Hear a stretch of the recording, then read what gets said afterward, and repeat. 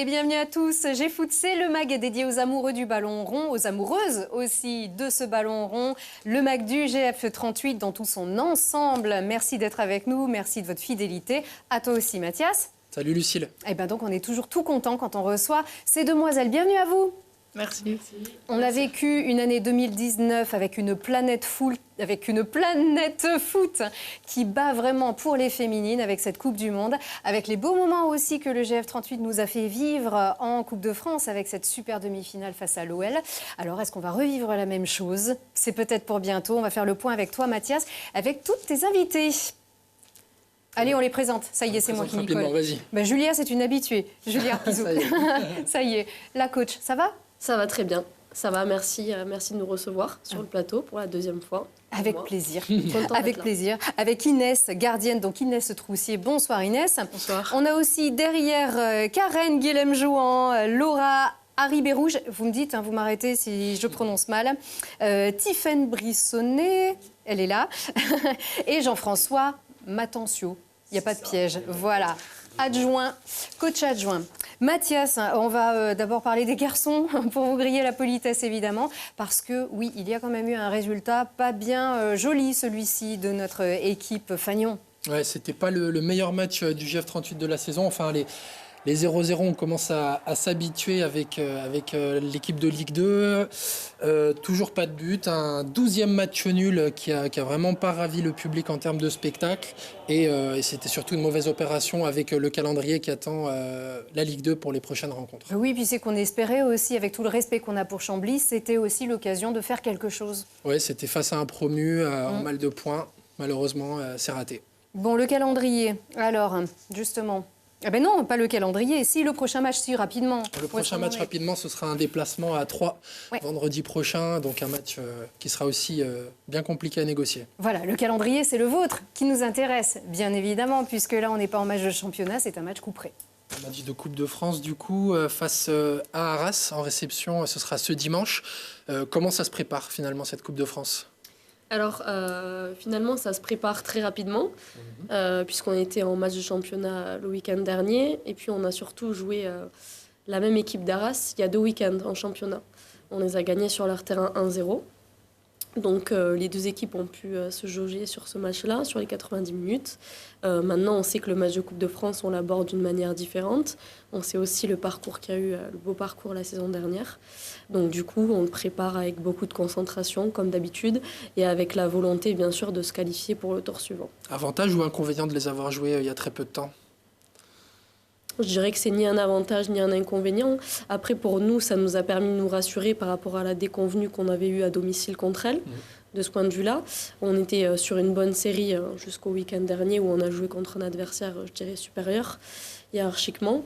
Donc, c'est plutôt un avantage au final. Ouais, ne pas trop en montrer quand même en termes de système, avec l'objectif du match de coupe. Je pense qu'en termes de système de jeu, on a quand même... pas des principes similaires, mais peut-être des animations similaires. Donc les deux équipes se connaissent déjà. Sur 2 matchs, c'est pas le match retour qui fera la différence. En fait. On se remet en question peut-être après un match comme celui-ci, non pas pour tromper l'adversaire, mais vraiment pour aller piquer. Mais on se demande du coup qu'est-ce qu'on va mettre en place de plus pour pouvoir réitérer la même performance, parce qu'on a fait une bonne performance là-bas, et surtout pouvoir faire du spectacle aussi. Donc il y a moyen là. Oui, nous on veut se qualifier. On veut se qualifier vraiment pour la suite. Alors l'an dernier, on se souvient d'une superbe fête au Stade des Alpes avec la réception de l'OL. Alors certaines s'en souviennent, elles sont autour de cette table. Un petit mot peut-être, Inès ? C'est un match qui était inoubliable. J'ai envie de revivre la même chose, c'est sûr. Aller le plus loin possible en Coupe de France, c'est un objectif, c'est clair. Après, il faut d'abord penser à ce week-end. On ne peut pas brûler les étapes. Donc, d'abord, on se met bien pour ce week-end et ensuite, pourquoi pas revivre la même chose que l'année dernière. On a vu le tableau des matchs de ce week-end. C'est tout à fait possible, dès le prochain tour, de tirer une grosse équipe. Tu veux parler, vas-y. Étant donné qu'il me semble qu'on est plus que on est les seuls des deux qui s'affrontent entre elles. Après, il y a Evian qui tombe contre l'Olympique Lyonnais. Il y a de fortes chances qu'on se retrouve contre une D1 au prochain tour. C'est toujours c'est bien, ça fait plaisir de se dire on peut taper les gros et Et pour nous, ça peut bien nous faire bosser, donc ouais, ça va être bien. C'est un souvenir particulier pardon, dans une carrière aussi, un match, recevoir l'Olympique Lyonnais à la maison. Forcément, en plus, grand stade, du public, de l'ambiance. Ah, franchement, c'était magique, vraiment magique, inoubliable. Et j'ai envie de revivre ça, mais cette fois-ci sur le terrain. Mais c'est que surtout, il y avait eu de la dramaturgie avec ce match-là. Vraiment à 0-0. Tout le monde ne peut pas tenir l'OL en échec aussi longtemps, vraiment jusqu'à à la toute fin. On va dire, il y a déjà cette expérience en termes de match, mais aussi en termes de parcours. Est-ce que ça vous sert? Vous y pensez aussi? Vous savez peut-être les erreurs à ne pas faire? Est-ce qu'on a fait vraiment des erreurs? Je ne pense pas, étant donné qu'on a réussi à les tenir en échec 95 minutes. Mais je disais dans la préparation, on n'est qu'en 8e, on n'est pas encore en demi. Ouais, hein. On sait comment se préparer petit à petit. Vous savez ce qui vous attend si vous passez ce tour-là. Ah oui, bah forcément, on a envie d'aller plus loin que l'écart. Et Il ne faut pas se griller, il faut en garder aussi. Ouais, c'est pas évident les matchs couperés, ça c'est sûr. Alors, coach, déjà arrivé en quart, c'est déjà dans les têtes? C'est déjà dans les têtes. Après, comme dit Inès très bien, il faut déjà passer ce tour-là. Et même si l'accent est mis sur la Coupe de France là cette semaine, on a quand même une grosse partie intense en championnat, avec beaucoup d'équipes qui jouent le maintien. Donc on reste aussi concentré là-dessus. On a un double objectif.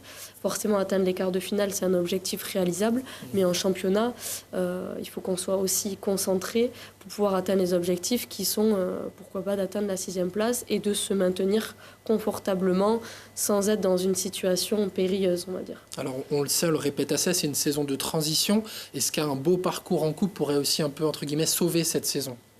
C'est le cas actuellement. C'est le cas actuellement puisque depuis qu'on a joué le match de Caluire où on a eu beaucoup de difficultés à se qualifier au tir au but, on n'a pas eu de défaite. Donc on était sur une série de 7 matchs sans défaite. Donc forcément, ça nous a créé une bonne dynamique. Maintenant, on a perdu le week-end dernier. Et effectivement, gagner ce match-là, ce 8e de finale, va nous mettre dans une bonne dynamique pour la suite. Ça maintient en haleine. On a vu les photos contre l'OL. Vous voulez repasser un peu? Repasser le match? Les images. Les photos, il faut transmettre un petit peu à celles qui n'étaient pas là l'an dernier. Parce qu'en fait, moi, j'essaye de m'imprégner de ça, vu que j'étais pas la coach.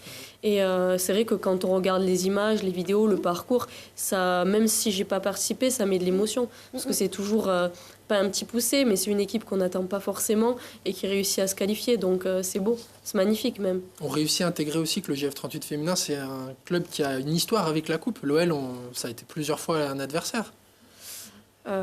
Oui, et puis après, il y a aussi une rivalité, pas qu'au niveau national, parce qu'il y a au niveau régional aussi. Effectivement, donc il y a la finale en fait en Coupe Région contre l'OL aussi, qui a été perdue. Donc c'est un adversaire qu'on retrouve forcément du fait qu'on est dans la même région assez souvent. Alors un parcours en coupe, est-ce que ça peut aussi alimenter le championnat, redynamiser aussi plutôt que plomber un petit peu l'aile en alourdissant le calendrier? Non, nous on le voit positivement. On voit comme un regain d'énergie, un regain de forme pour le championnat. Donc c'est pour ça qu'on souhaite la jouer à fond et mettre en place l'équipe qu'on estimera la meilleure, voilà, avec les meilleures joueuses. Donc c'est certain qu'on a besoin de tout le groupe qui est mobilisé. Et puis après, les aléas qui peuvent arriver sur ce match-là ne doivent pas avoir de répercussions sur le championnat. On doit s'adapter après par rapport au match de coupe. Il vous reste environ 9 matchs. Un petit peu les objectifs de la fin de saison en termes de points? Alors, sur les points, nous, au niveau du staff, ce qu'on va chercher, c'est réussir à prendre le maximum de points, donc des victoires, contre les équipes qui sont les concurrents directs. Pour le moment, c'est ce qu'on a fait en battant Arras sur la phase retour. Et toutes les équipes qui sont, je dirais, entre la 6e et la 12e place, il va falloir qu'on soit capable de les gagner pour s'assurer justement cette 6e place confortable. On travaille déjà sur la saison prochaine ou c'est encore un petit peu trop tôt? C'est un petit peu tôt, mais on voit déjà les axes d'amélioration un petit peu pour la saison prochaine. Il a fallu reconstruire. Alors, de mémoire, Karen, vous avez la pression, un peu. Vous la mettez, c'est de l'excitation, c'est de la pression, c'est comment? Pour la Coupe de France, pour le 8e. je dirais que c'est plus... Bien dans le micro. C'est plus un peu de la pression, parce qu'après le parcours qu'on a pu faire la saison dernière, on se dit que est-ce qu'on peut revivre ça? Mais c'est un peu de la pression, mais ça nous encourage à faire encore mieux que la saison dernière. avec des choses à vivre que certaines n'ont pas vécues aussi. On en parlait, Julia, à l'instant. C'est quelque chose à transmettre aussi. Exactement, c'est une belle expérience en tout cas et un bel, comment on peut dire, un encouragement à donner aux autres justement pour qu'elles vivent ce qu'on a vécu au vu de la saison dernière. Ouais, surtout que la planète foot féminin a pris un petit peu plus d'ampleur aussi, internationale, avec cet événement qui s'est joué aussi à Grenoble. Est-ce que ça, vous sentez qu'il y a quelque chose qui a changé peut-être par rapport à vos saisons précédentes ? Je pense que ça a changé, ça a fait découvrir vraiment le foot féminin. Déjà, il y avait la D1 qui était transmis à la télé maintenant. Et ça, je pense que ça a changé avec l'arrivée de la Coupe du Monde. Donc ça peut être un tremplin pour le foot féminin. Ça peut être mieux encore. Exactement. Voilà, à vous de jouer. Ben oui. Nous aussi, on veut retrouver l'OL au Stade des Alpes. Ouais. Un message d'une ancienne peut-être, Lucille ? Allez, c'est parti. Petite surprise. On écoute. Bonjour les filles, un petit message pour vous souhaiter bon courage pour le match de dimanche face à Arras pour les 8e de finale. Je suis de tout cœur avec vous et j'espère que vous allez l'emporter. À bientôt. Voilà, c'est Marina Makanza qui est une ancienne joueuse du GF38, une vraie grenobloise. Lucille, elle est passée par Saint-Etienne, Oui. Montpellier, Fribourg et aussi l'équipe de France. Donc ça permet aussi d'avoir un petit regain d'énergie, ce genre de soutien. Non, franchement, ça fait plaisir. Ça fait plaisir. Puis moi, comme je l'ai dit aux joueuses quand je suis arrivée, je n'étais pas du club. Tout le monde a entendu parler du parcours de Grenoble en demi-finale de Coupe de France. Donc savoir qu'on est suivi, peut-être regardé par des joueuses de D1, staff de D1, ça fait toujours plaisir. C'est cette compétition des possibles en fait, la Coupe de France. Exactement, c'est exactement ça en fait. On sait que tout est possible. Donc à nous de faire le meilleur match possible et d'assurer. Voilà, d'assurer la victoire. Vous vous préparez à tous les scénarios face à Arras. On travaille peut-être un peu les pénaux, tout ça aussi. Alors, ça dépend. Hein. Je pense pas que ce soit déterminant de le travailler ou pas à l'entraînement. Les gardiennes sont prêtes pour ça. On peut pas dire qu'on sait à l'avance où vont tirer les joueuses sur les tirs au but. Mais en tout cas, on peut préparer une pré-liste de joueuses qui sont préparées à les tirer. Mais on envisage tous les scénarios. Même physiquement, jouer plus que 90 minutes. Non, ça tout le temps. Moi, je suis tout le temps en train de leur dire, on joue pas 90 minutes, mais 95 minutes, voire plus. Donc, elles sont préparées à ça. Et ce qui est hyper... Je vais y arriver, vous allez voir ce soir. Ce qui est hyper important, c'est de vous dire aussi que ce qui vous a probablement boosté encore plus l'an dernier, c'était cet enjeu en demi face à l'OL, c'est sûr, mais aussi ce public. On joue au Stade des Alpes, c'est plutôt bien plein. Donc le public, il faut qu'il vienne aussi dimanche. C'est vraiment ça, il faut un message. Allez, on se lâche, on y va. Bah oui, franchement, venez nous soutenir. C'est un très bon match de Coupe de France contre une équipe où ça va être très engagé, une équipe que l'on connaît dans le championnat. Il y a eu une double confrontation où les points ont été partagés, une victoire pour elle, une victoire pour nous. Donc ça promet une belle revanche, tout simplement. Et du coup, on va jouer à Cessiné, je l'espère, au vu des conditions météorologiques. Ah, c'est pas encore... c'est pas sûr. Terrain de repli, c'est pour ça que je le dis. Donc nous, on va acter ça vendredi. Probable qu'on joue sur terrain synthétique à Vercors. Mais pour l'instant, le match est acté à Cessiné à 13h. Voilà. Donc avec une jauge de public pas mal. Ah oui, on Ça espère va. que les tribunes seront pleines. Puis Cessiné, il y a une sacrée tradition de la Coupe de France aussi. Il y a quelques années, ça marchait plutôt très très bien. Inès, beaucoup de public, c'est un peu de la pression aussi, ou finalement c'est ça qui fait que... Non, il n'y a aucune pression quand même du public, au contraire. C'est ça qui nous pousse, qui nous aide en fait de les entendre. Nous, sur le terrain, ça nous encourage à se surpasser. Donc forcément, on attend vraiment beaucoup de monde ce week-end. Bon, c'est Joseph Guetta, Cessiné? Je me rappelle. Ouais. Ah ben un mot de l'adjoint, bah oui quand même, parce qu'on a Dieu que pour les filles, on est désolé, vraiment. Jean-François, vous les sentez comment? Comme d'habitude, elles bossent régulièrement aux entraînements pour pouvoir être performantes au match. Maintenant, on sait que c'est un match qui va être difficile, parce que tout le monde nous voit déjà en quart de finale, sans avoir joué le match. Et nous les premiers. Et c'est c'est la difficulté. Donc, c'est-à-dire c'est du 50-50, un match de coupe, c'est du 50-50. Donc, il faut absolument qu'on mette tous nos atouts de notre côté pour pouvoir gagner ce match et de le prendre par le bon bout. Très bien. Peut-être un mot des nouvelles, Tiffaine, Laura. Elles attendent que ça depuis le début, elles regardent le micro. Il faut quand même à domicile, ça veut quand même aider. Le micro. Allez, non. la patate on fait pas la chaude. timide. C'est ça, c'est parti. Oui, non, oui, allez. Allez, Laura.